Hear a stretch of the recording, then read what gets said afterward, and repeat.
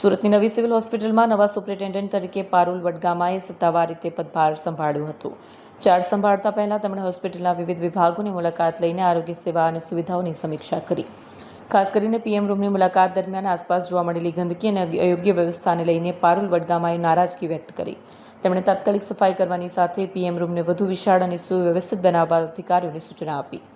આ દરમિયાન હોસ્પિટલના ડોક્ટરો અને અધિકારીઓની ટીમ પણ તેમની સાથે ઉપસ્થિત રહી। નવા સુપ્રિન્ટેન્ડન્ટના આગમન સાથે હોસ્પિટલની વ્યવસ્થામાં વધુ સુધારા થવાની અપેક્ષા વ્યક્ત કરવામાં આવી રહી છે। નમસ્કાર।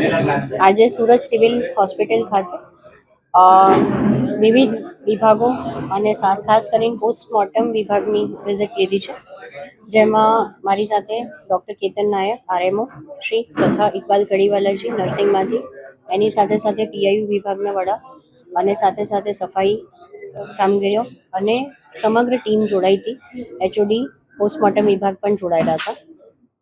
ખાસ કરીને ખુશીની વાત એ છે કે આપણા ગુજરાત સરકાર દ્વારા માન્ય હેલ્થ મિનિસ્ટર જે આપણા છે પ્રફુલભાઈ પાનસેરિયા સાહેબ દ્વારા ઓલરેડી 3 કરોડના ખર્ચે એક નવું પોસ્ટમોર્ટમ રૂમ આપણને મળવાનું છે, જેમાં 6 થી 8 મહિના જેવું થઈ શકે, પણ ત્યાં સુધી જે જૂનું પોસ્ટમોર્ટમ રૂમ છે એને ખાસું ઇમ્પ્રુવમેન્ટ કરવાના સજેશન્સ પહેલાં પણ અપાયેલા હતા।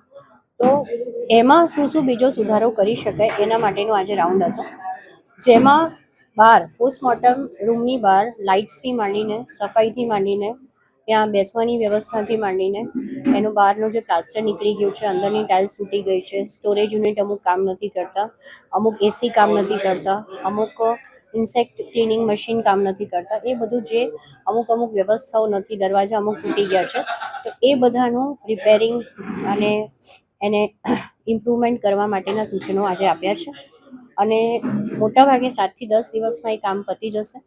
એનું ફોલોઅપ કરવા માટેની બી ટીમ બનાવી દીધી છે અને અમે એવું ઈચ્છીએ છીએ કે પોસ્ટમોર્ટમ જલ્દીથી જલ્દી થાય, પોલીસ ઇન્ક્વેસ્ટ આવે એટલે પોલીસના કાગળ આવે તેના પછી જે ડૉક્ટરના હાથમાં પોસ્ટમોર્ટમ છે એમાં ડિલે નહીં થાય, એવું આજે વિભાગને બી સૂચના આપવામાં આવી છે અને બધાએ સાથે મળીને રાઉન્ડ લીધો છે અને ઓવરઓલ 1 by 1 દરેક ડિપાર્ટમેન્ટની આ રીતે અઠવાડિયામાં 2-3 દિવસ વિઝિટ કરશું, જેથી કરીને 1 by 1 દરેક ક્ષેત્રમાં ઇમ્પ્રુવમેન્ટ લાવવાની કોશિશ આપણે કરીશું।